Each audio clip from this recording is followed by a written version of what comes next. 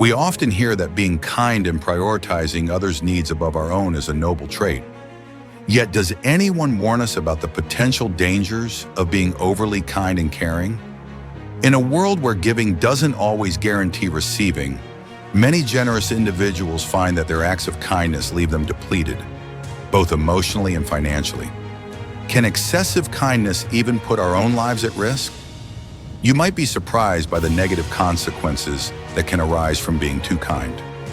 Today, I'll reveal 8 unfortunate outcomes that can happen when you're too nice and share 4 resilient strategies to protect yourself from being taken advantage of.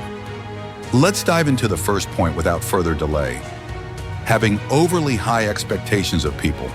The Stoics teach us to accept reality as it is, without relying on others to bring us happiness.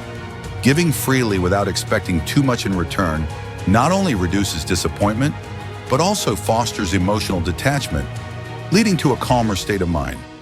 Whether we admit it or not, it's difficult to be entirely selfless when giving. When we pour our hearts out, it's only natural to hope that others will reciprocate when we are in need. However, by constantly doing everything for others, we inadvertently train them to take our efforts for granted. In time, they'll assume we can manage both their responsibilities and our own.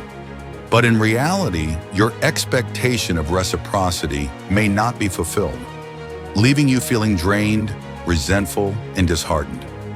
Objectively speaking, people aren't necessarily letting you down.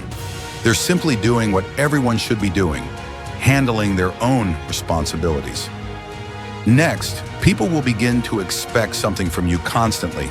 Stoicism emphasizes that true value lies in acting virtuously and rationally, rather than merely catering to others' desires. Maintaining a balanced approach to giving helps you stay in control of your actions and avoid patterns that damage your mental well-being. People are creatures of habit, thriving on routines and familiar patterns. Consequently, if you're consistently generous, those you assist will start to expect your support all the time. By creating this comfort zone for them, they become less inclined to handle their own duties, as you're there to shoulder the burden. If you fail to value yourself, don't count on others to encourage you to prioritize your own well-being. Most likely, the people you help won't prompt you to think more about yourself. Instead, they'll remain focused on their own lives.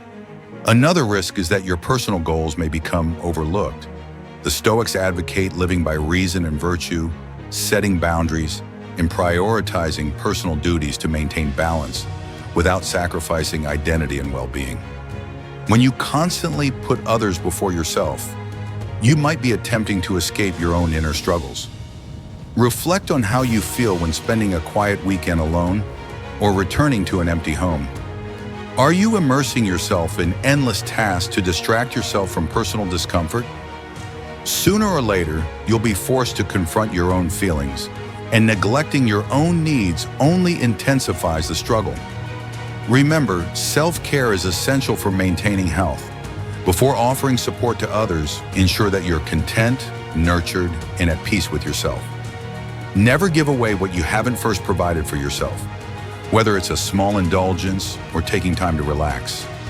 Moreover, excessive kindness can make others perceive you as weak. Stoicism teaches us to build inner strength by setting boundaries and practicing self-discipline. Demonstrating commitment to your responsibilities earns respect, while constantly yielding to others' needs can make you appear vulnerable. If you're always available to help, people might label you as an easy target for their own burdens. Yet the moment you assert your limits, they might unexpectedly develop a newfound respect for you. Sometimes saying no is a form of self-respect that others can recognize. Stay tuned for more insights on the remaining consequences of being overly kind and how to maintain a balanced approach to kindness without compromising your own well-being.